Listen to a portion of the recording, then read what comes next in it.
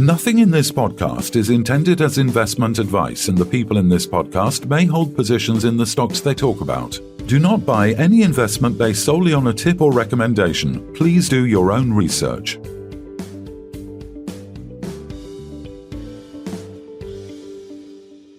Hello and welcome to the Sunday Roast. It's Sunday the 22nd of October. Storm Babette has battered most of the UK, with the east coast of Scotland taking the biggest hit.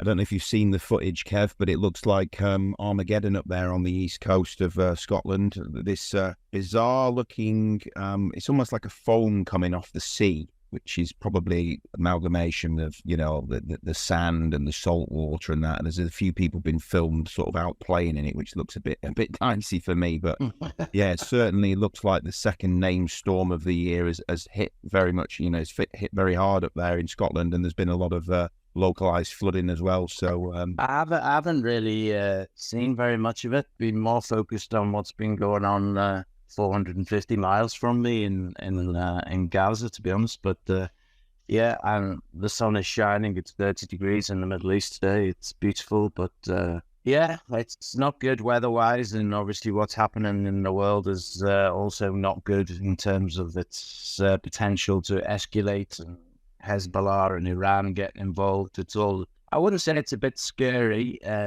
for us at the minute, but you just never know what's going to happen. It's all a bit of a mess, and it looks like Israel's ain't going to back down. You know, I'm feeling sympathy for the Palestinian people. I suppose the interesting point I was thinking to myself when I was reading some of the stuff, that there's like two parties to this. You've got the state of Israel and the Jews, and they're not the same.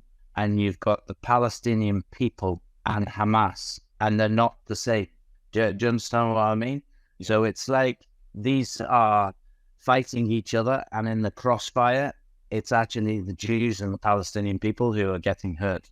Yeah, of course. And it's always the innocents, isn't it? I mean, they're radicalized on both sides, as you say, aren't they? Yeah, completely. You know, we do have an Israeli Zionist state, you know, whether we like it or not. You know, it's not, you know, the land of milk and honey that the Jews were promised. This is not what Israel is today. And I've said it loads of times, and you feel like the security going through the airport there is unbelievable. You know, you arrive, you have to arrive 4 hours. When you're leaving, it's not getting in, it's getting out of Israel, which is bizarre, because it's like, well, you should be waving goodbye to me and sort of wrapping my sandwiches in a road map. Do you know what I mean? But it's genuinely, you go there, they interrogate you for half an hour. Who have you been with? Who have you seen? Has anyone given you anything? Has anyone done anything? It's the Spanish Inquisition getting out of Israel, and they're just super paranoid that you're taking away. I don't know whether it's state secrets or whether you've been here to you know, spying on them or something. So super paranoid. But how much of that stems from the way that they have been victimized over the years? You know, look at the genocide that they've been through, not just the Second World War, when, you know, obviously they were persecuted massively at the hands of the Nazis, but also the pogroms of the late 1800s, where there was a mass exodus. You know, people think Israel is actually a new state. Well, obviously Israel is, but the Jewish have lived in the land of Israel, that area, for 2,000, 3,000 years, you know. Yes, in the land of Palestine, if we're going to be like strictly correct. Even in the Bible, it's my people Israel. Yeah, but the land is Palestine. Right. You know, Palestine. So, but you know, I don't know whether you ever travelled to Palestine and then come into Israel, because I've been in the West Bank, in Bethlehem, which is in the West Bank. Yeah, we were visiting friends and stuff in there, and then we had to come through the security gates to get into Israel, which is obviously Bethlehem's not that far from Jerusalem. Yeah, and unbelievable security. You just would not believe what you had to go through, like body checks, passports, the whole works. Where have you been? What are you doing? The same sort of thing as the airport. But the interesting thing is the Palestinians on the West Bank, who, the lucky ones, if you like, who have the permission to work in Israel, have to do that every day, both ways. Yeah, like it's. Oh yeah. Can you imagine going through the rigmarole of that every day? It would be. It would be mind blowing, absolutely mind blowing. And the people of Gaza can't really get out. No. And have never been able to get out in the last 2 decades. It must be So living hell for them, for sure. I do sympathise with them, as you say, but yeah, it's difficult. I mean, we've obviously had Rishi in Israel and now in Saudi for emergency talks.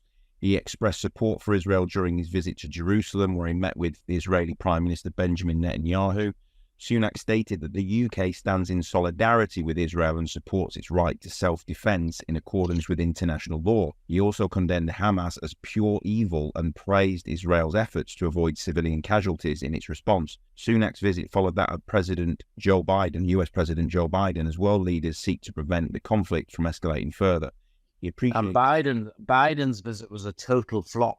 Yeah, well, it was overshadowed with the hospital bombing, wasn't it? Well, it was, but ultimately all the Arab leaders just pulled out. Egypt, Jordan, Lebanon, Syria, they all just I don't think Syria was involved actually, but they all just said, no, we're not meeting it because of the hospital. The hospital, yeah. So it was the hospital incident, because I think, I've only weighed up the facts I've been seeing, and I've tried to search a bit more to try and get facts as opposed to, either the Hamas rhetoric or the Israeli rhetoric. But it looks to me like there has been a mess up on the Gaza side, and it's flown into the car park, and you've got a whole load of cars full of petrol.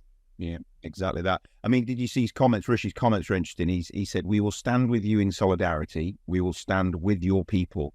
And he even borrowed a phrase from Sir Winston Churchill, saying, "I'm proud to stand here with you in Israel's darkest hour as your friend." So obviously very much comforting words, and Biden pretty much echoed those sentiments. And I think they've promised, or one thing that Biden did push for was humanitarian assistance, which we're obviously seeing on the Rafah border, probably not far from where you are at the moment.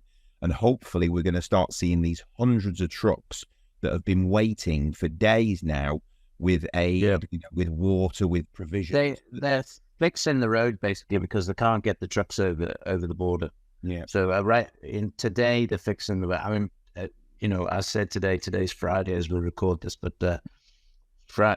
basically Friday's day for you on this. Friday's the day off here. I've got a question for you on this. I don't want to dwell too much longer on it. So Hamas, we know they live underground effectively and off radar, yeah? Gaza Strip is the size of the Isle of Wight, so it's not small. And they reckon there's 300 miles of tunnels underground, okay? So it's really like another Gaza city underground.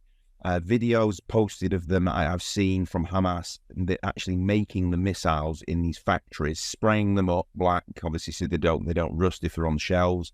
It looks like they're using like car exhaust silencers used. So they're very, very clever with the way that they can make their own weapons and munitions. Can you imagine that the heavy losses that the IDF would face though if they went into Gaza? And I think that's one of the reasons why we're not seeing a ground offensive, because they're weighing up. I mean, it's almost like they're fighting against the Viet Cong in Vietnam. The Americans fighting against the Vietnamese, popping out of jungle tunnels, trapdoors. Tanks are never going to fit through the narrow and crowded Gazan streets. And the Israelis don't know the tunnel layouts, you can assume. So do you think that is preventing them? Do they want another Vietnam on the hands? Yeah, all of the above, really. I mean, there are many issues. And I mean, there is no way that Hamas are going to be like lying down and just letting them come in and do that. All of those are going to be booby trapped. Yeah. Even if they've and the longer it goes on, the wait less, the more chance that they're going to be setting more, it's allowing them to regroup. And the other thing is, as you mentioned, I think yesterday, they basically have said, Israeli have issued the decree saying, you need to basically evacuate northern part from up to the Wadi, which is effectively northern Gaza. So what's stopping Hamas from moving in the underground tunnels we can assume run from north to south and then just blending in with the normal Palestinian populace? Well, and no reason. But they also are the normal Palestinian populace. So don't think that they're all walking around with horns on their heads, because they're not. These are normal Palestinian people, and they've had 16 or 17 years. So the young boy who was born 16 or 17 years ago, how do you think he's been indoctrinated over the last 16 or 17 years to now fight the Israelis? Yeah, no. And every other child that's been born in this century, basically, with 50% children. So, I mean, I don't know. I agree with everything you've said in terms of it's going to be a difficult situation. And if Hamas, in inverted commas, get wiped out, I don't think they're going to get wiped out completely. It's not. No, it's not actually fill the void. I mean, the rest or the continuing Palestinian generations will just continue to breed contempt and hatred, and pass that on to instill it into the children for many, many generations to come. So you're never going to eradicate all this, are you? No, it's no different than happened in Ireland as well. It's no different. All right, let's move on to something a bit closer to home. The Conservatives have suffered crushing defeats in 2 by-elections. Labour overturned big Tory majorities in both Mid-Bedfordshire and Tamworth in Staffordshire. There was a general election this year, Kev. What do you reckon? Labour win overwhelmingly? I think it's looking that way. I think it would be a landslide for Labour if there was an election this year. Yeah. I think it has to be by end of 2024, does it? Or is it into 25? I'm not sure. I think it's it's about a year from now, isn't it? So, yeah, I mean, they haven't been forgiven, have they? Let's put it that way. The politics, whether we like it or not, tends to be very emotional for people.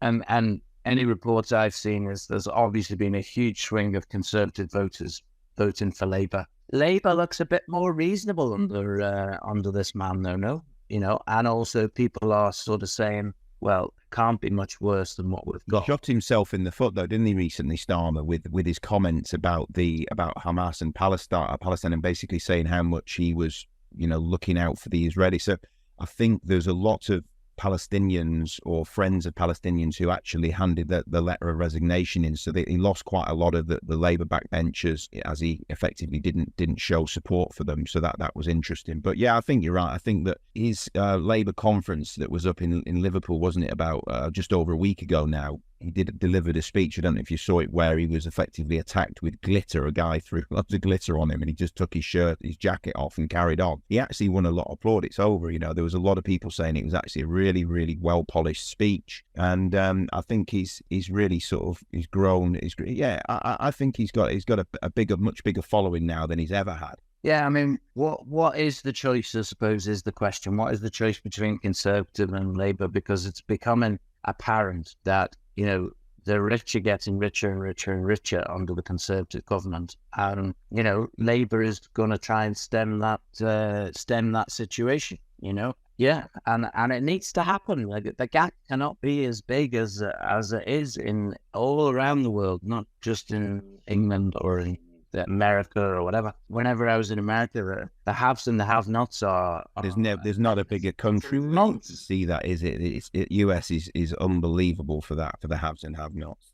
And everybody sort of puts up the US as, oh, this is amazing, the land of dreams, the American dream, you can follow it, but there's an American nightmare out there as well, believe you me, much more so than in the European nations and the UK. Yeah. Well, that brings on to UK interest rates looking unlikely to rise, say the experts. Likely we may see inflation back to 5% soon, after the ONS confirmed it was persistent in September at 6.7%. The recent cost of living crisis has impacted households facing higher food and energy prices, with higher interest rates causing challenges for mortgage holders, tenants and businesses. While pay rises have matched the cost of living for some, uncertainties remain. Job losses have occurred, with over 200,000 jobs lost, and unemployment is expected to rise further. Pay deals have moderated recently, reflecting expectations of declining inflation, although it is expected to remain above the 2% target. Food prices in particular have seen stubborn inflation. So, yeah, it looks like we finally might be getting a handle on the inflation figures. What do you make of that? Yeah, I think we are, but I think it's all a bit of a ruse as well. I think the scenario is that interest rates are going to start falling again within the next 12 months. Is my view. I mean, maybe it won't be till the end of 2024, but they're going to start falling again because we still need to have economic growth. And let's be honest, we are living in an incredibly indebted society, both the UK, the US, the Europe, and they don't need the cost of borrowing to be 5%, 6%, 7%, because they can't afford it, or we can't afford it as a country. Yeah. So the lack of adjustments to income tax thresholds, because obviously that's resulted in a lot more people paying income tax and moving into those higher tax brackets, and then they're not expecting any tax relief until they're talking about 2028. 2028, it's been already put in the books, hasn't it? 2028, it's still going to be 12,500, I think it is, or whatever the actual figure is. It's probably the biggest tax rise in not history, but certainly in the last few decades, that effectively it doesn't go up at all for 6 years, I think it was. It was put in 2022, wasn't it? So 6 years, we're not going to get any rise to take any further money, either at 20% or 40%. Yeah, it's stealth tax ultimately, because we're always used to that inflation, and it allows them to balance the budget or balance the books, which, I think is probably a good thing, and nobody cried about it at the time.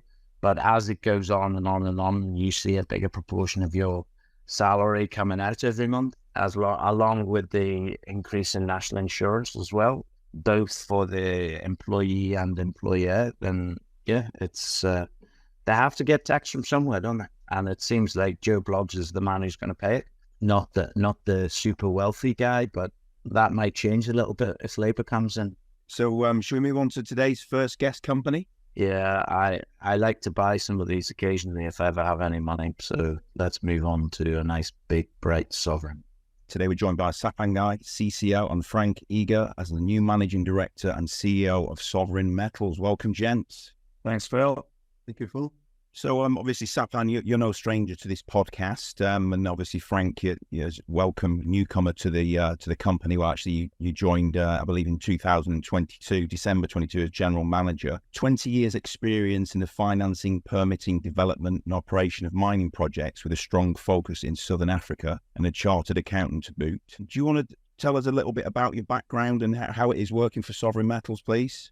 Sure. Thank you, Phil. Thank you, Kevin. So I've been around sub-Saharan Africa for the majority of that time, working on several different mining projects in Mozambique, Zambia, DRC, Sierra Leone, places like that, really focusing on feasibility studies, evaluations of new projects, and project development, in a sense, trying to get these things off the ground. And more than often, the projects that I've been working on have been large scale, large capital requirements, in the junior mining space, really, getting a good understanding of the difficulty that junior companies have in getting, these large world-class, I don't like the word world-class, but getting these large tier one projects off the ground with large capital requirements. So I think that's really helped me get a good understanding or assist in getting into Sovereign. This is a tier one project with a relatively, not as large as I've seen before, capital requirement, but certainly, one of, and will be one of the largest, operations, certainly in sub-Saharan Africa, if not in the world. Just, I guess, traveling around, working around these parts of the world, in African jurisdictions, I think it's given me a lot of experience in terms of how to navigate the difficulties that junior companies like ourselves find in places like this, dealing with the governments, apart from the fact that shareholders always want to see or believe that these companies have huge upside, but forget sometimes the difficulty in financing, these large, capital amounts with balance sheets that junior companies just don't normally have. So, I think, the experience of the last 20 years and being an accountant, I guess, helps. I'm not an engineer or metallurgist, from that background, but more of I think the business side and the finance side of these projects, and being able to pick up the technical elements over time, and obviously dealing a lot with the technical teams on feasibility of projects has given me a lot of that element of getting these projects at least permitted and, into the efforts of financing. That's a whole new ballgame. So Frank, where's those dulcet tones originally from? Where are you from originally? Oh, from the Karoo in South Africa. Okay, I was going to say so. There's lots of springboks and lots of animals all around. There's lots of springboks. There's lots of Karoo bush. There's lots of heat, but lots of open sky. But yes, lovely area. Yeah, indeed. I've driven through it. It's beautiful.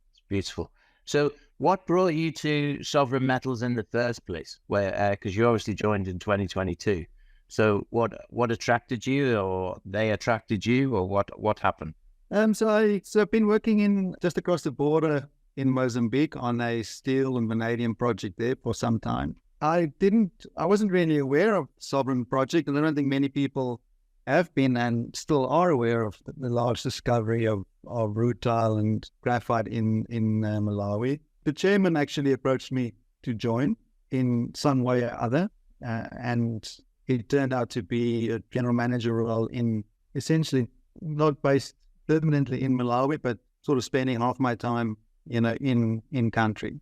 When Julian and Ben explained the fundamentals of the project to me, it attracted me immediately. You guys have seen the pre-feasibility study results. They really I don't see any reason why this project cannot, ultimately be developed. A few things happened in the last, number of months, including the Rio Tinto investment that's increased the probability of it ultimately being successfully developed. So no, I think the fundamentals of this project, certainly attracted me.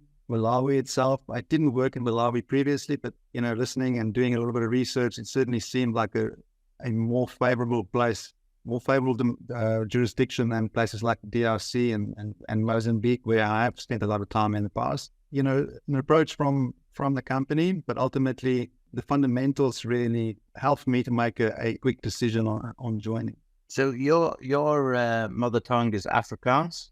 Correct, yeah. So Afrikaans accountant, this means you're going to save money. I know we deal with Afrikaans in Jubilee Metals down in South Africa as well. And yes, they know how to do things well and not on a shoestring, but a tight budget. So I would say everybody should be encouraged by those two things that you represent.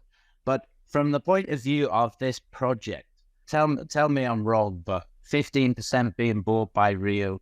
Rio don't do investments. Rio buy projects. So the scenario is we are in a situation where right now we've got a PFS. The PFS says all is good. And actually, if these deficits occur, both in graphite and the titanium dioxide, then these figures are going to look like Mickey Mouse figures, because the price of both of those assets are going to skyrocket, you would imagine. So surely this is what Rio Tinto is looking at and setting itself up to say, okay, we would like to buy this company. If that question is not appropriate, then don't answer it. But what you want to do. I don't think Rio Tinto invests in any project, in just any old project. They don't invest in any old country. I think they do their homework, very carefully. From what we've seen or know over the years, is that they really look into things or projects which has got a long life, multi-generational, and this certainly has all those elements. Whether they're ultimately going to make a bid or not, we're not sure, but we do know that they are not financial investors. They do have the right as part of the agreement to be the operator, and I don't think those things would have been in the agreement if they didn't have the intention to ultimately be the operator. The graphite market, the rutile market, I think those are all positive. For me, the one of the most important pieces of this project is the low operating cost and the large scale, the longevity of the project. This is going to go through a number of economic cycles over the next 50, 75, 100 years. I think Rio Tinto looks carefully at the operating cost. That's one of the key metrics of a tier 1 project. It has to be able to sustain any, trough or upside or in the cycle. So that's the key element of this project. So for me, I think Rio certainly looks carefully at that. The other elements is the global warming potential. I think it's something which is at the top of everybody's mind at the moment is climate change. This, both graphite and rutile, the global warming potential is lowest, in the sector, these two commodities. And ultimately the end users want to see, how they can replace high carbon units with low carbon units. Look, I think there is an opportunity or a possibility that Rio will come in at some point. We just don't know. Well, obviously we can't tell you for sure if or when, but there is certainly a potential or possibility for that to happen. Yeah, and I mean, if you did have a list of mining or a mining project list that tick the boxes of ESG commodities that are going to be in demand and in deficit, tick internal rate of return 28%, and that's based on the current figures and the current prices, and maybe even lower than the current prices, tick. I mean, the reality is, as an accountant, if someone came to you now and said, here's $580 million, which is what you require, okay, do you see that this would be well spent in this project?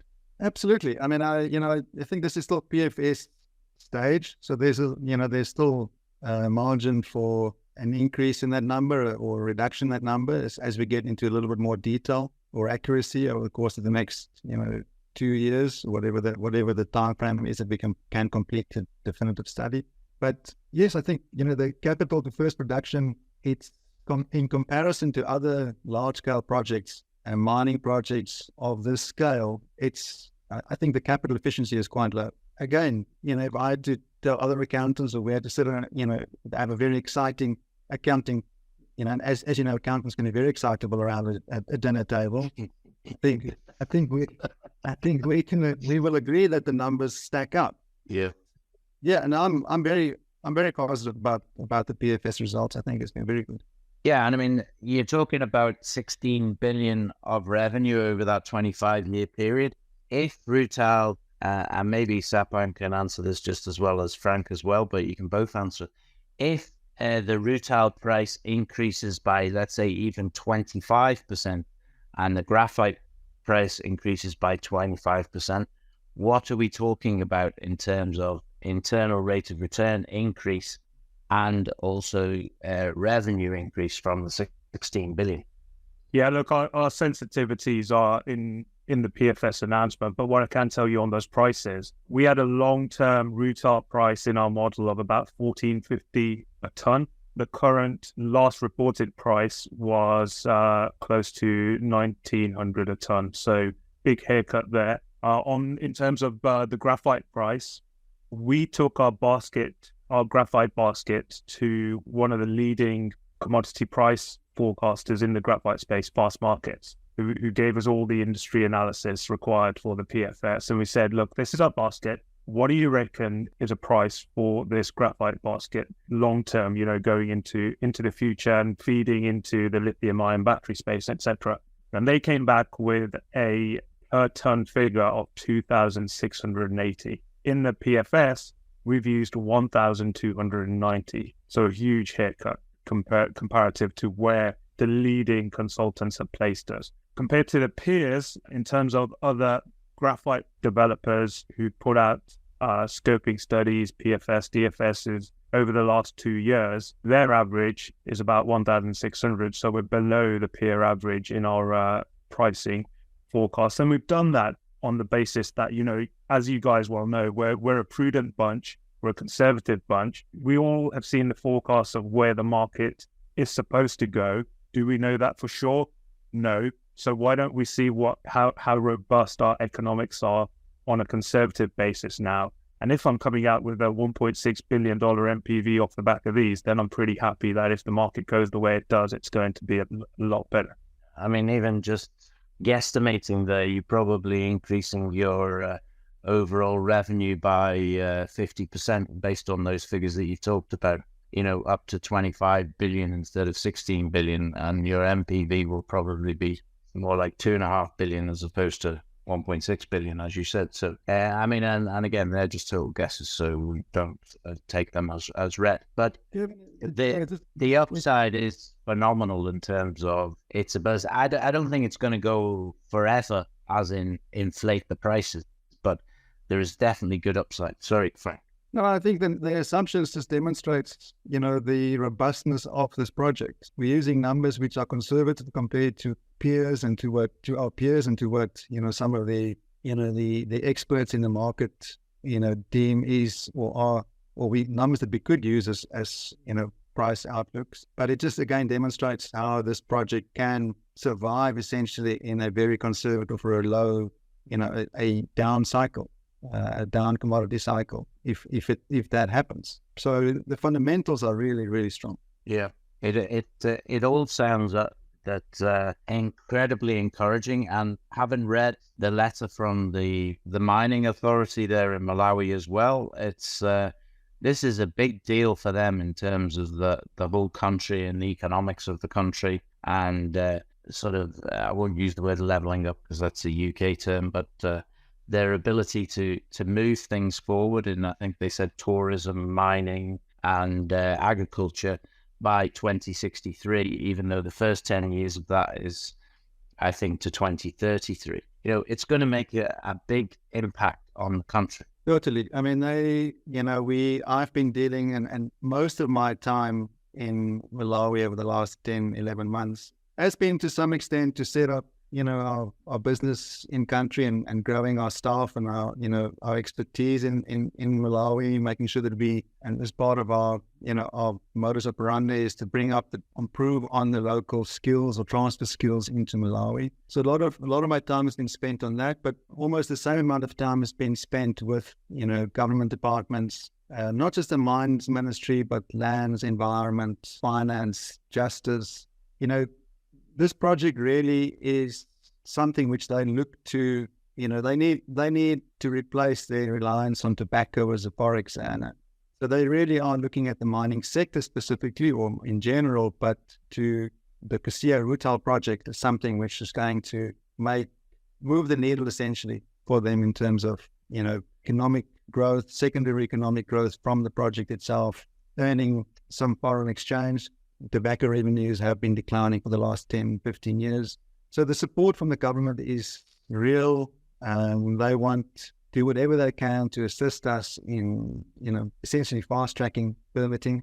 They've established a government technical committee consisting of delegates or, people that they've seconded from all the key ministries. I met them last week for the first time and essentially presented the PFS results to them.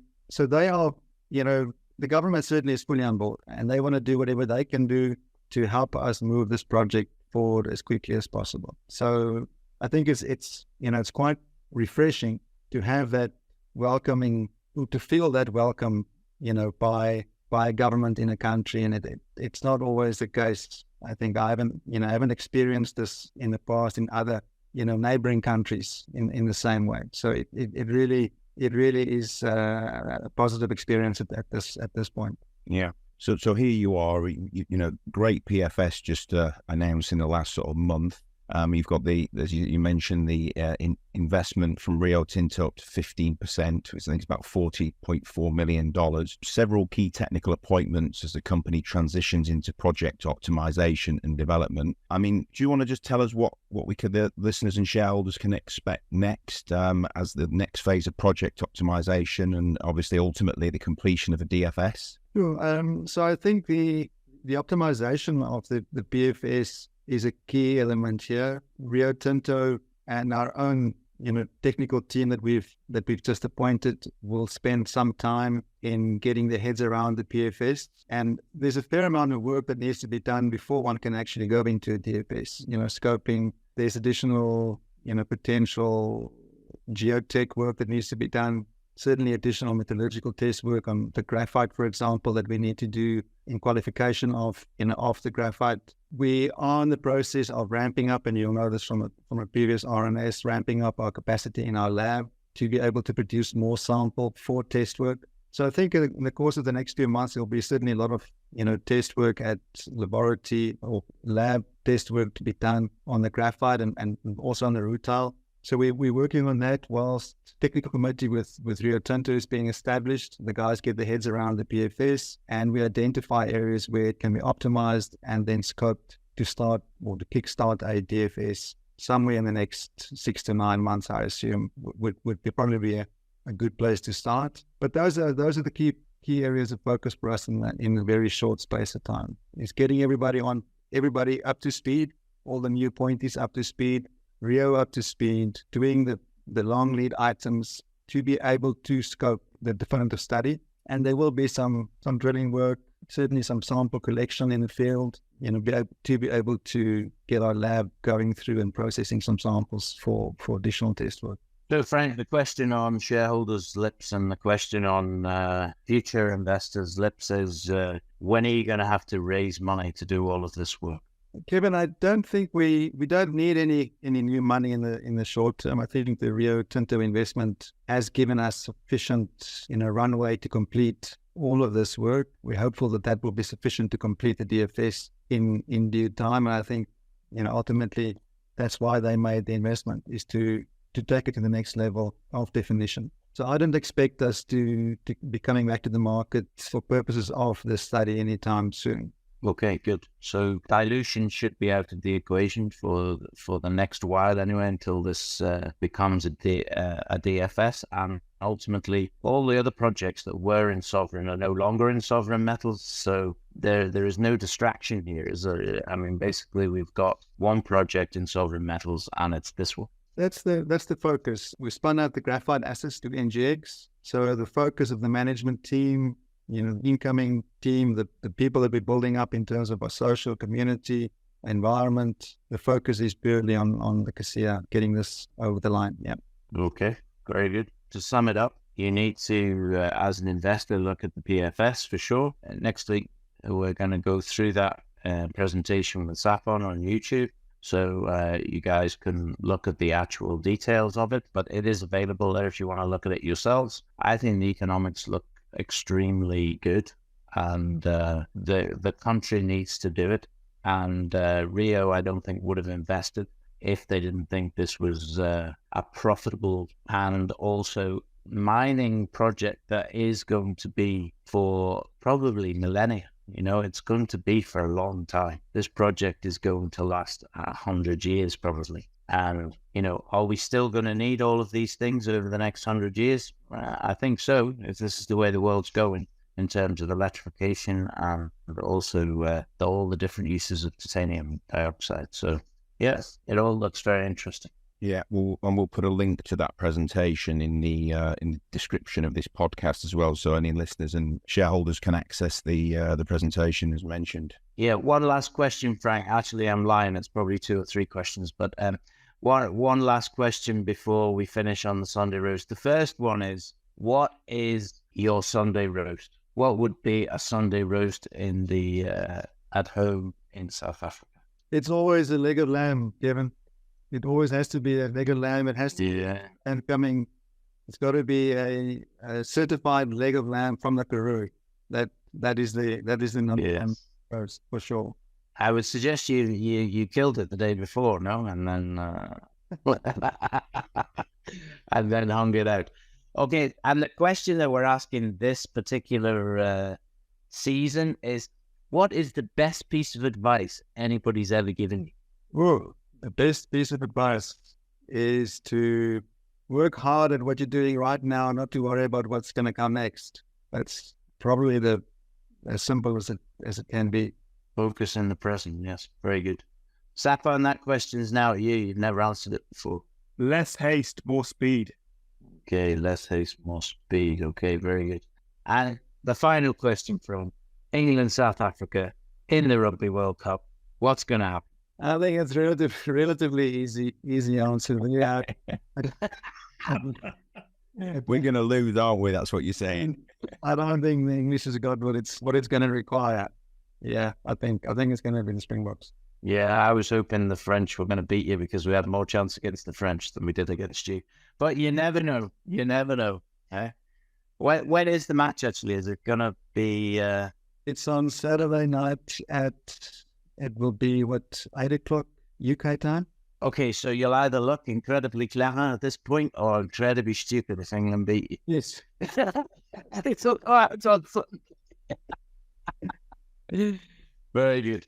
Okay, it's been a pleasure speaking to you both. And let's hope we get some movement. So on that note, we'll say Sapan, Ghai and Frank Eagar of Sovereign Metals, thanks very much for your time. Thank you, gentlemen. Thanks, guys. So moving on to our next guest this week. So we're delighted to be joined by Robin Brundle, Executive Chairman of Technology Minerals. Welcome back, Robin. How's life treating you? I'm pretty chipper, thank you, and good to speak to you again. Good, yeah. Of course, we've just seen the news that Recyclus has received final clearance from the Environment Agency to commence full automated operations at the lead-acid battery recycling plant in Tipton. This permit marks a crucial milestone, allowing the gradual scaling up of processing volumes and paving the way for the construction of 8 additional plants in the future. The Tipton plant, the first of 5 planned in the UK, aims to recycle up to 15,000 tonnes of lead-acid materials in its initial year, with a goal of processing a cumulative total of 80,000 tonnes across all plants in the coming years. The day's finally come, Robin. You must be over the moon. Absolutely. Yes, we are. It's been a long time coming, and I know that your listeners will have been on this journey with us, and thank you all very much for those that have invested, for your patience and tolerance with this. It's not been for the faint-hearted, that's for sure. But this news really now transitions us into being an active business across all of the 3 businesses that we have underneath Recyclus Group banner. So we are delighted with that. And to your point about the rollout, yes, it does enable us now to do the cookie cutter on each of the businesses so that we can, escalate the rollout now. We've lost time from the original business plan, and as you know, that's something you can't get back. But what we will now be doing is looking to see if we can find ways to accelerate that rollout. So try and bring the 5-year strategy forwards. And we've got a lot of good work going on that basis. But just to put the numbers right slightly there, Phil, is that the narrative that we applied for the license was 16,000 tonnes, as you know, and the EA have come back and granted 15,000 tonnes. And so if you extrapolate that up over the 5 plants that we intend to have, that will give us a total capacity of around 75,000 tonnes rather than the 80 that you will have picked up at the head of the opening. So for us, that's super. We've been prudent in the business plan. For those that are interested in numbers, we had in our business plan, we had assumed that we would perhaps only be getting around 12,000. So we went on the cautious side in the business plan, but now we've got 15,000. So once we're up and running, and there will be, a commissioning phase, and we'll perhaps talk about that in a second. But once we're up and running with that lead plant and up to that 15,000 tonnes per annum throughput rate, we will have an upside to the business plan once we've hit that throughput. Yeah, absolutely.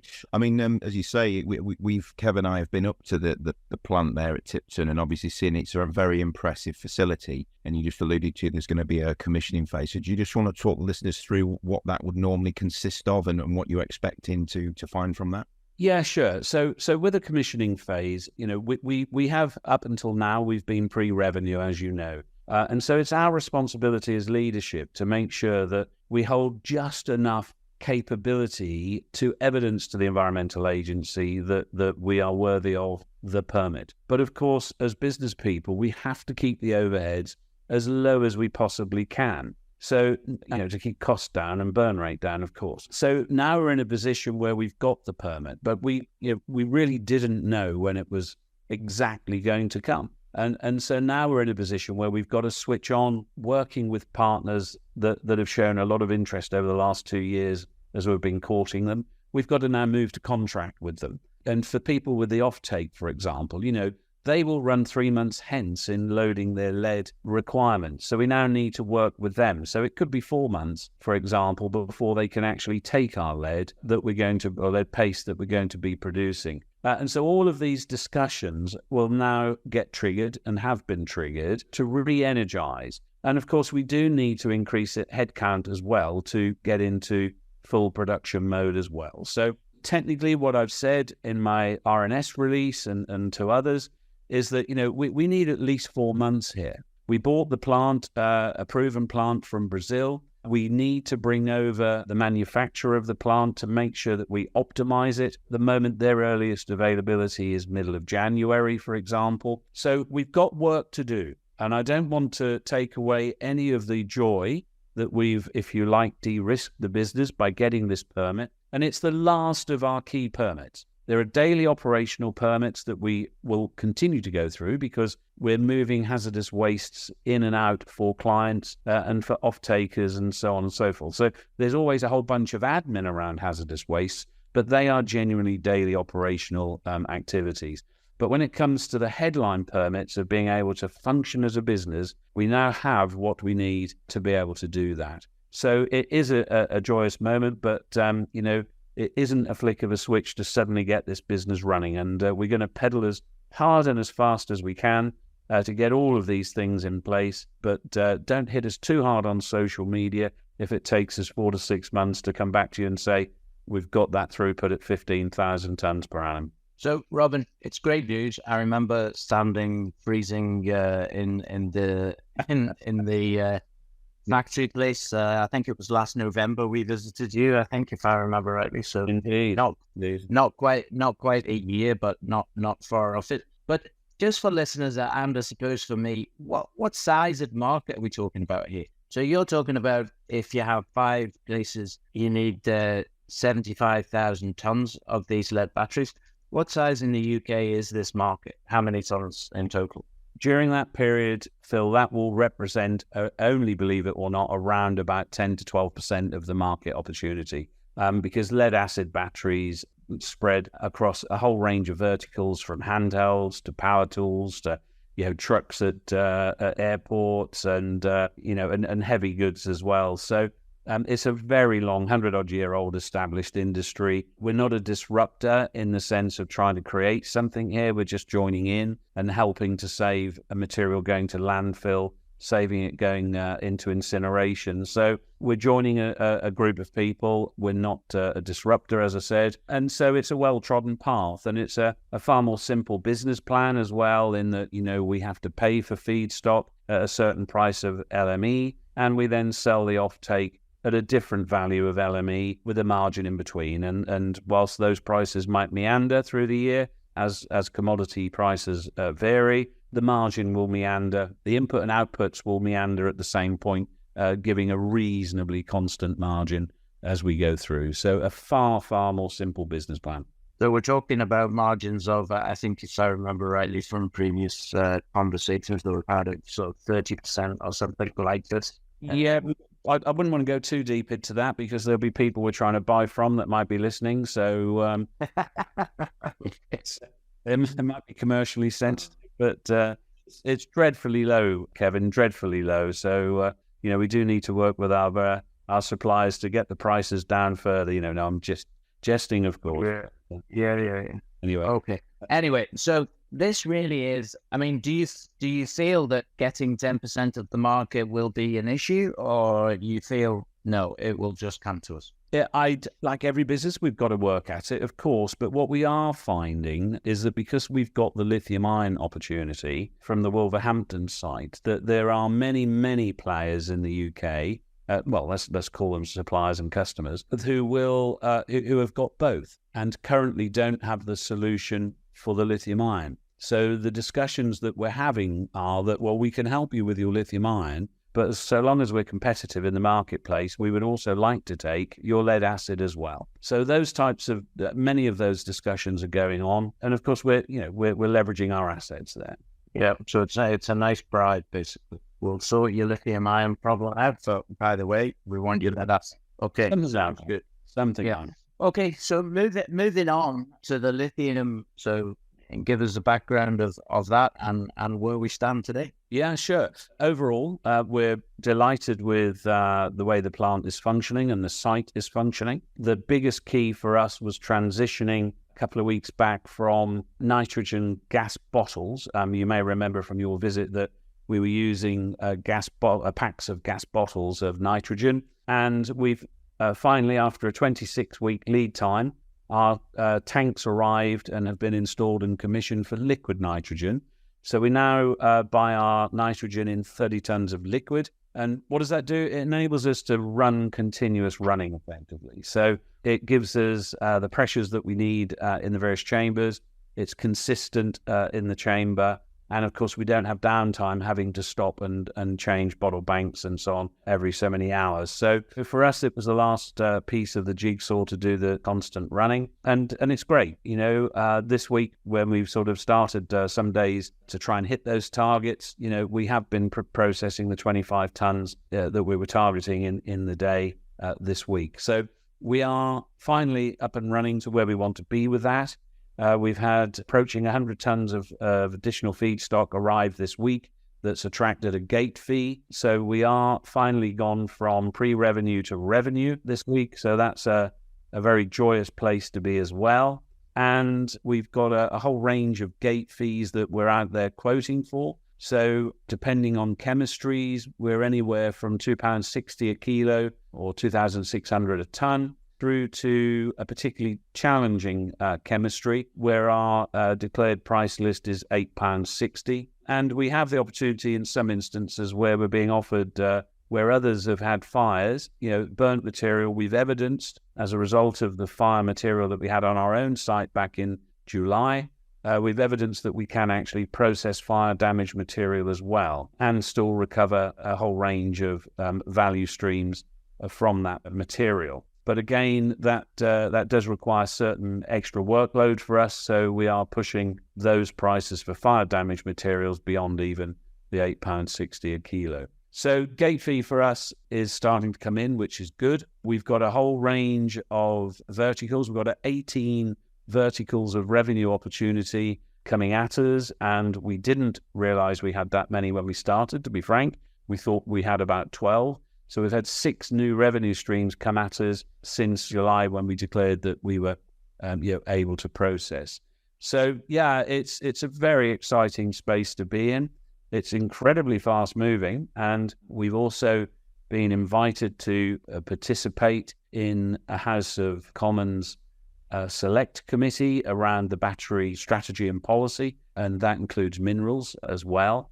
And also to go and advise this week the House of Lords to bring them up to speed as to what's required with legislation and to try and keep abreast of the rapid changes that are happening. And there's been several things that have come at us again this week. So, for example, Warwick University have advised government that they believe that it's better to actually recycle EV batteries now because the material that we used in the process to make 4 or 5 year old batteries is enough now with improved manufacturing processes to actually build 5 new lithium-ion batteries. So there's a big push to not do second life. The insurance industry has its opinion too on do not fix because of the risk to the older car where it's out of manufacturer's warranty. So it's important to listen to all of these organizations around where our opportunities may come from.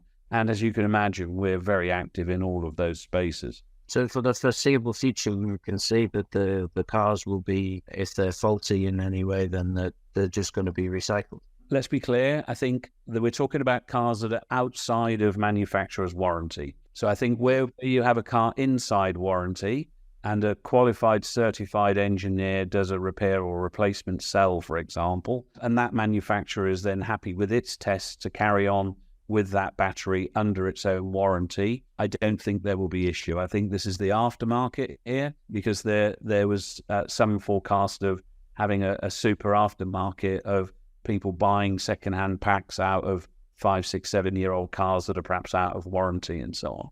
And possibly, as you said, where insurance companies will invalidate Warwick, they'll just say you have to have, properly recycled batteries, OEM spec batteries, basically. That's certainly, it will be their decision on how they handle that, of course. And there is a UK salvage policy as well that will help to influence that. So, yeah, all of this is happening around us. And thankfully, at the moment, it's all heading in our direction, which as a long-term businessman in tech spaces, it's very unusual to have stuff coming at you in this sort of volume. It's a great place to be.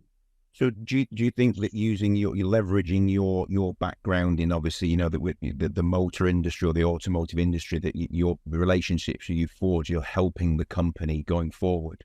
Oh, for sure, yeah, and it's not all about me either. My strength is to engage people who can help us do all of that. So it's about having a little black book of people that actually come on board, and they also have the relationships as well. And any business is not about one person. It's about a whole team of people from every level of the business that you want to talk about. And it's up to us to make sure that we have that team in place. And that's one of my roles as chairman, is to make sure that we work with an effective board and an infrastructure of business that sits underneath it. And we're pushing hard in all of those areas too. So, Robin, Recyclus and Titan Minerals has been a money money-eating monster for the last 2 years. So tell me, are we at the point where we are cash flow positive with these monies that are coming in from the gate fees? A money-eating monster is not quite what I had in mind there, Kevin, if I'm honest. We've worked so hard to keep overheads to an absolute... It's the opposite of a cash cow then. Yes. It's a money-eating monster. Yes, we have been pre-revenue, and yes, as with all pre-revenue businesses, we've had a burn rate, and we've desperately tried to keep that burn rate as low as we possibly can. And to the point I think you were going to, which is from November, we believe that we will be cash positive, yes. So, and primarily from gate fees, Wolverhampton, obviously we will still have burn through Halo, but we believe that the volume of business through Wolverhampton will make the group overall be cash positive. That's great news. And that's obviously what everybody's looking for. And the scenario then in terms of what's happening with the black mass, give us an idea of where we're moving to in terms of black mass. I presume through this commissioning stage, we haven't exactly created huge tonnage of this black mass anyway so far. No, but it's coming because, as I said, you know, when you start producing 25 tons, processing 25 tons a day, then it's here and it's in barrels with us at the current time. So we have been working on, over a number of months, a competitive strategy on this, where we've introduced competitive tension, because what's actually happened is that the best value for our black mass appears to be going back to either South Korea or Japan. And the reason it's going there is that they're able at the moment to get all four of the metals or all four of the salts in the black mass and separate them effectively. Now, at the moment, South Korea is getting about 60% of the lithium, but by December, they will be up to 80%. So effectively, commercially, they're able to pay us for all four salts in the black mass that we sell them. However, Europe and the USA are desperate for black mass, but at the moment, their processes, the hydromet processes, are washing away the lithium at the front end. They will have a fix for that, I believe, during the next 12-month period. And so the competitive tension that we've brought into play here is to say, well, look, you know, it's up to you, Europe and USA. If you really want to have this volume of black mass that we're creating, you should pay us as if you are getting for to create the competitive tension. And we've got some traction with that. We have put in our first, to make sure that we've got an outlet, we have put in our application for a transfrontier shipment to be able to go to one particular off-taker until we've got this competitive bidding situation fully contracted down. We expect to have that fully contracted before the end of this quarter. Okay, very good. So moving on, because a lot of the questions that people are asking is, where are all the lithium-ion batteries going to come from? Now, we had a discussion beforehand, and you were giving us lots of examples. But what is the situation with the grant and sort of the almost lorry or bus or you know, disposable unit that was being created? Where are we at with that? Okay, all good questions. So I'll just break that down. So first of all, our 18 verticals of opportunity with properly researched sectors and using government information. In the UK this year, 2023, there will be 85,000 tons of lithium-ion material in the marketplace available to us. We are planning in the 12-month period from startup to process 8,300 on a single shift through the plant. So we're looking at only 10% of that. And you have to also remember that there's been a lot of pent-up demand. So a lot of the material that's arrived with us this week has been packed in early 2021. So it's been sitting in storage since then. And this type of material is being offered to us from all sorts of places. And in some chemistries, even from Europe, because you may remember that the UK has decided to be a trading nation. And therefore, whilst batteries in Europe are considered as hazardous waste, the minute they touch the shores here, we classify them as non-hazardous, effectively. They're green waste. So we're welcoming in other people's waste. So we're not relying on Europe at all. That 85,000 tons is coming from all that's here in the UK. So we're only looking for just less than a 10% market share this year. And we are solving problems for people with stored up pent-up problems. So I think that hopefully answers your first question as to where is this stuff coming from. And that's the opportunity. And I think the second question on the mobile unit is that if you track any of the government committees and so on that meet, and select committees and House of Lords committees and so on, you will see that there is an international push for greater producer responsibility. So let me simplify that in my way, is to say, when I first had a mobile phone, the battery was detachable and I could do something else with that battery. These days they're glued in and they're very difficult to get out. So you end up having to process a whole phone in that scenario to be able to get anywhere near the battery materials. So globally, there's a push in that instance, or that example, to say, make that battery available again to be detached. Same with the laptop and so on. And so there's a big push from global governments for the net zero challenge to get greater producer responsibility. But the consumer here in the UK is also not increasing responsibility, probably through lack of knowledge on recycling. And so we predict that during next year, there will be legislation that will enable producer cash where they have to pay into compliance schemes. We believe that some of that money will be there to fund a fourth bin collection. So many councils around the UK, I think nearly half of them now, have trialled a lithium-ion battery or battery collection system on top of a green bin collection. So there's been trials that have already done. And if you look back in the history of DEFRA, you'll find that if those types of trials have gone on, they generally move to another color of bin for collection. Now, this is where our lorry fits in beautifully because, whilst we've got some red tape to go through with it, and we're working with DEFRA and keeping the environmental agency informed, is that our lorry will actually be able to go and safely pick up, like your dustbin lorry does today. But instead of seeing bin lorry fires, our device will shred and process there and then.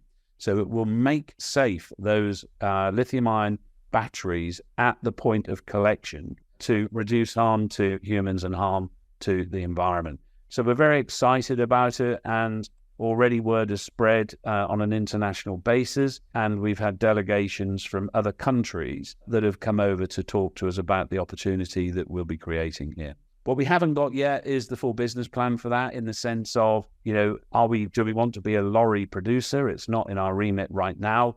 So who will we work with? How will we work with them? Is that a joint venture? All these questions, we're having all these discussions internally right now to say, when this lorry is built in 12, 18 months' time, where do we want to take it and how do we want to take it? So I can't give you answers to that, but it's an exciting space to be. But really, it could be that it's legislated that every council in the United Kingdom is going to have one of these lorries. We wanted to go further than that, Kevin, in that because they already most councils have the ability to sort hazardous waste. And so already, if the lorry was built today, it could travel to those sites and actually process the batteries at those, what you call as your local tip or your local waste centre. So we already can do that. What we actually want is to have a variation or an exemption that would enable us to do the processing on the roadside outside your driveway. Because right now, the way the legislation is written, every household would have to be nominated as a has waste site, and that's clearly not practical. So we're pushing with the lorry and working with the various departments to say, look, if this fourth bin collection is coming, then here is the solution, and everybody's on board with that. That's partly why I believe we won the 2 million Innovate UK grant for the lorry. And, we believe it will be right place, right time when the legislation comes out in, we think, during the end of next year. And based on all of this collections and effectively the fact that people are starting to wake up to the fact that these lithium-ion batteries are sort of not toys, which is a bit scary considering they're in a lot of toys. What is the situation with the Halo boxes? Yeah, so Halo boxes, again, we've got first automotive order for those coming through imminently, and we are using them ourselves, and obviously Slicker as well, one of our national business partners for collection. So yeah, we're pleased with them, and we now are ready. Now that we can actually bring the material to our site, we're able to now accelerate the rollout of that product as well. Okay, so this is sort of the dream situation that you hoped was going to happen probably 2 years ago that you are now in. So how do we catch up those 2 years, if you like, that have been, I suppose in a way, it's been treading through mud and treading through water to get all of the compliance and the risks happy in the government's mind and in all of the stakeholders' mind. So how do you envisage that Recyclus will move this forward? So, as I said to you earlier on, we would now like to, and we are working on plans internally to get our 5-year strategy to actually try and get it down to a 3-year rollout rather than a 5-year rollout. And there are a number of things that we can do with sequencing the manufacturing of the new plants, for example. And once we have cash enough to do that, we can build a new lithium-ion plant, for example, within about 6 months. And if we're able to get the production process going, we believe that we then can get a new plant off about every 6 to 8 weeks after that. So that's one of the ways we're going to do it, is to make sure we've got plants. We've also been talking with, for example, other countries in the UK who we've given access to the data room that we used for the environmental agency to say, please, look at all of this information that we've got reference permitting. And we know that we're welcome into other areas of the UK other than England with what we're doing. So with our cookie cutter process, with the ability to manufacture the plants and then get sequential production going, along with a welcome from areas now that they can see that it does what it does on the tin. We can measure emissions so that we understand the safety for humans, the safety for the environment. We understand the byproducts and they can see, and it's all tangible now rather than scientific and theoretical. And so now we've got all of that. We're working with the agencies. They're bringing people to our premises to do training. And so, we have a super relationship with all of the agencies, which is what we set out to do. And even with our fire, for example, with the agencies have been extremely complimentary because, as you would expect from a business, we didn't just say, well, let's mop that up.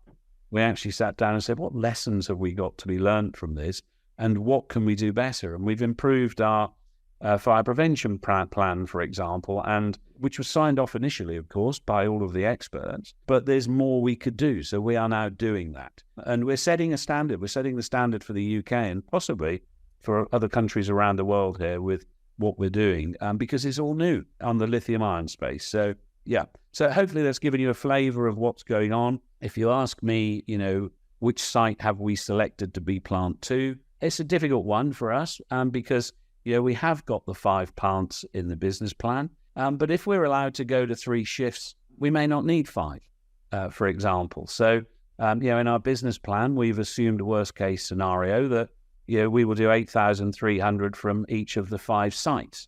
Well, if we are very quickly allowed to go to the full 22,000 tons with having a second and third shift with our permits, we may only need a north, a Midlands and a south 3 plants, which will then save us CapEx as well to get to the same volumes of throughput. So a lot of detail here. I hope it's coming across in the right way with you guys. And, that's just business fluidity. We're still planning for 5. We're still planning on 8,300 a shift.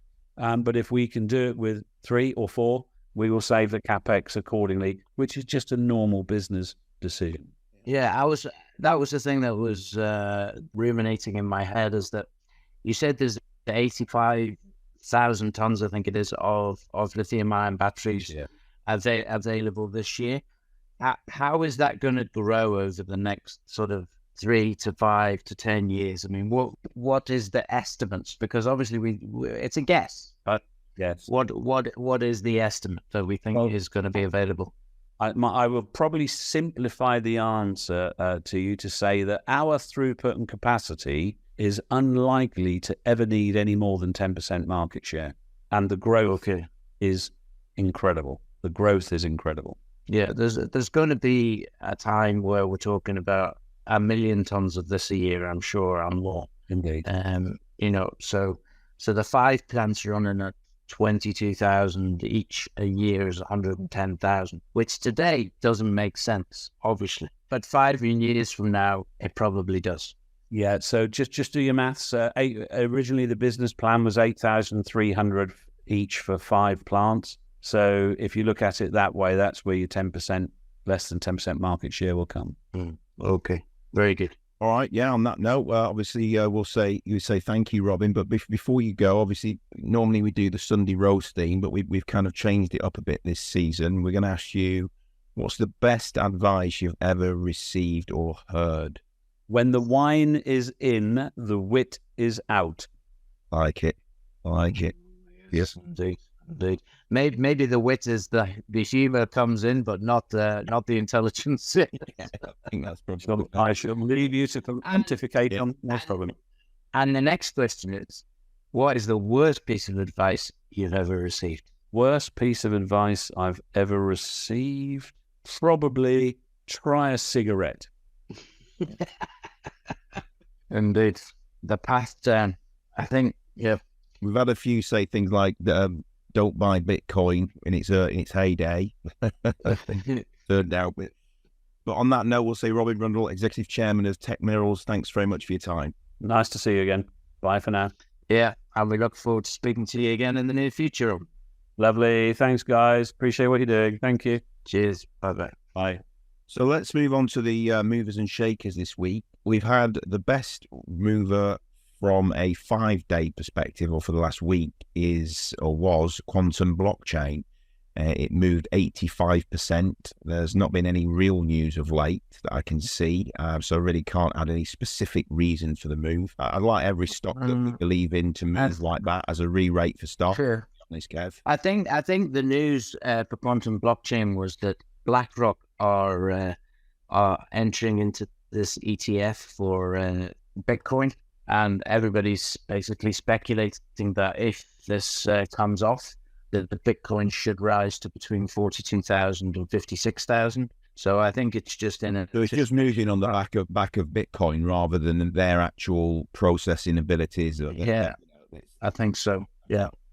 Makes sense. I mean, I think there was an announcement this week for Narwhal, who are obviously not on the market yet, but we're following them, and that was basically saying that they're going to be raising money at a valuation of £60 million now from an initial, I think, 25 million. So they're making a lot of progress with the ability to then raise at 100 million within 6 to 9 months.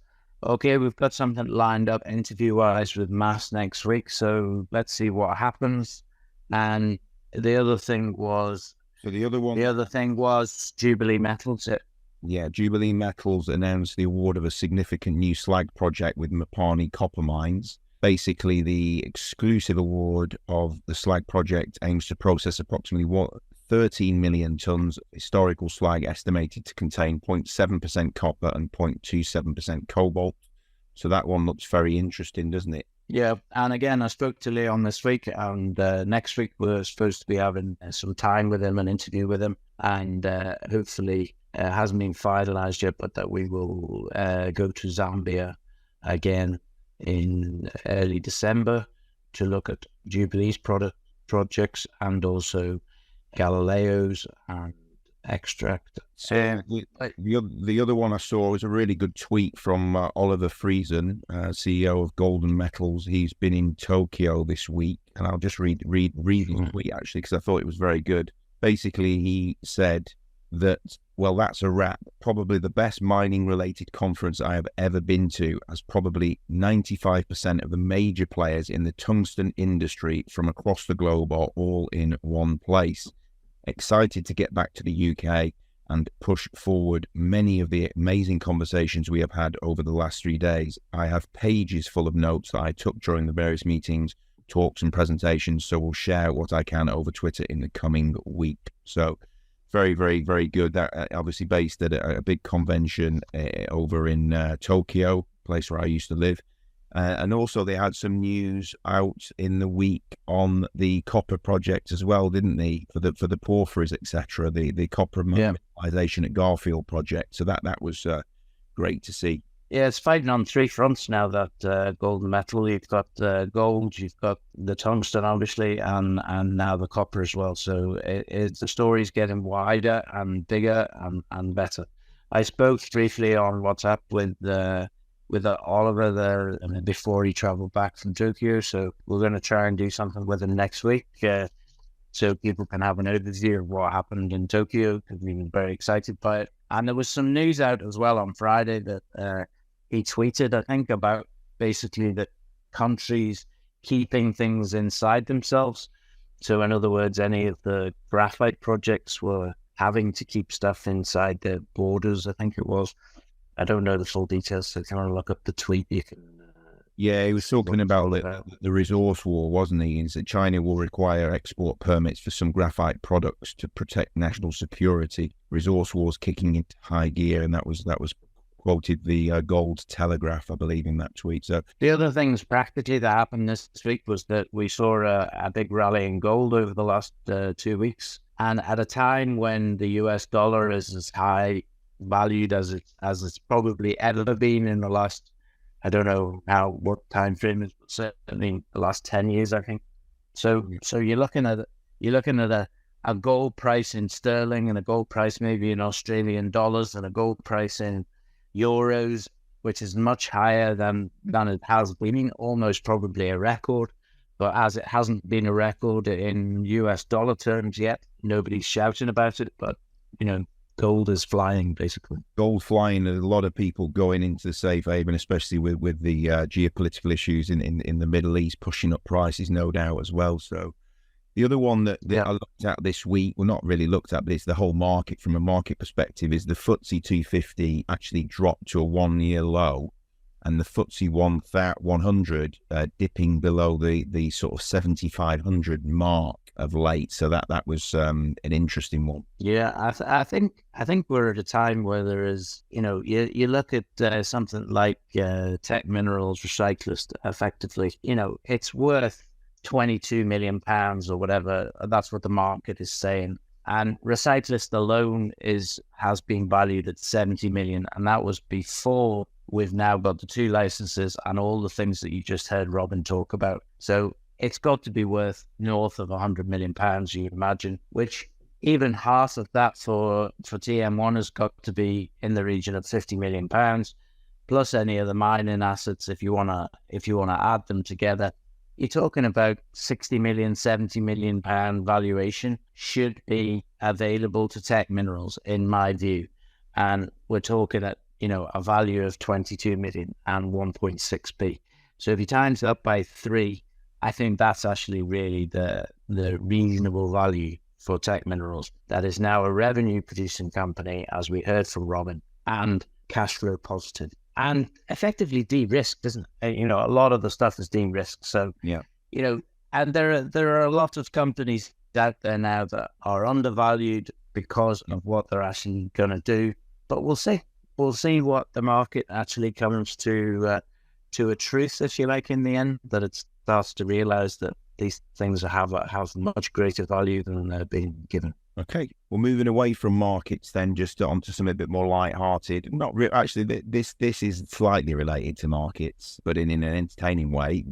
I believe you went to see, on my recommendation, Dumb Money at the cinema. Basically, if you don't know what Dumb Money is about, it is effectively the everyday people tried to flip the script on Wall Street and get rich by turning GameStop. You all remember the GameStop fiasco from about 2-3 years ago into one of the world's hottest companies. So in the middle of everything, there's a guy called Keith Gill, who's basically a regular guy. He starts a YouTube channel and he sinks probably most of his life savings into GameStop stock when he thinks it's at the bottom, because it's been shorted by all these hedge funds, and it all blows up, and there's effectively all the punters start buying in from the Reddit crew. So, I mean, what did you think of it? It's a very light-hearted, obviously, the hedge funds fought back, and it ended in tragedy for most of them, didn't it? But what did you think? To the moon, I liked the stock. Yeah. I think it was a good movie. I actually thought that I felt like the end happened too quickly. They didn't didn't expand on the information at the end, which would have been much more interesting. I think. But it would have been more interesting to find out what because a lot of people lost a lot of savings. Some were at hundreds of thousands up and they didn't sell. Some of them sold at the right time. It paid for the university fees. They cleared the debt. Yeah. You didn't really explain whether he actually made many, many millions out of it, did it, really? No, he didn't say whether he took it, but I would imagine by the fact that the picture at the end of the movie was that he brought his brother a Ferrari, so that sort of intonated that he obviously Porsche. Sorry, it was a Porsche, not a Ferrari. He actually obviously must have taken some money off the table, otherwise he wouldn't. And actually, when I was in the cinema, I looked at the price of GameStop, the stock, and it was down to $14. Having reached like 300 and something. Probably not far from where it was when he started. He was in the sort of like low, maybe high cents into the $1, $2 area. No, I think he started at, I don't remember the exact numbers, but it was $1, $2, $3, something like that, that he took his position. But it was interesting in the writing that pretty much right at the end, he doubled his stake when they tried to take it down after the Robin Hood thing had closed anybody. He doubled his stake, and then it skyrocketed to $375 within the next few weeks. Yeah, I remember it happening live, and it was literally all over the place. And the Dave guy from Barstool Sports lost millions on it as well. He was livid. In fact, he was actually in the movie, wasn't he, being interviewed and a bit. Yeah, that's right. So it's being in the financial sector that we all, most of you listening to this are involved, obviously on a pretty regular basis. You should go and have a watch of it because it's a good move. And then the other one, this is on Netflix for those who've got Netflix, and it's only just been added to Netflix, but it's an old movie, 2016. It's called Gold. Matthew McConaughey plays the lead role in it. Fantastic actor, probably one of my favorite actors of all time. And it's basically loosely based on a true story of the 1993 Bre-X mining scandal, when a massive gold deposit was supposedly discovered in the jungles of Indonesia. So they've taken this and they've added a bit of Hollywood to it. They've called it Washoe mining to kind of like protect the people and the names of the originals who were involved. And it's just a really entertaining film where this company effectively, he's like a miner. He's original member of the company that he was owned with his dad, is McConaughey, and he meets this geologist who's like he's one of the best drillers in the world. And he basically, the drilling, they don't find any gold. I won't tell you too much, but it's fabricated. Effectively, it's all built on a bunch of lies. And it's just amazing how you can see that these companies can pull the rug over everybody from hedge funds to investors to everybody. Even the CEO wasn't in on it as well. So shocking, really, but a great watch nonetheless. Yeah, indeed. On that note, we'll say thanks very much for listening. If you like what you've heard, hit the subscribe and the bell icon so you get any notifications of any future episodes. And we'll look forward to updating you next week with other podcasts. Indeed. Thanks for listening, guys, and we'll speak to you next week. This podcast was brought to you by Roast PR Limited. If you would like to appear on a future episode of The Sunday Roast, please email admin@thesundayroast.net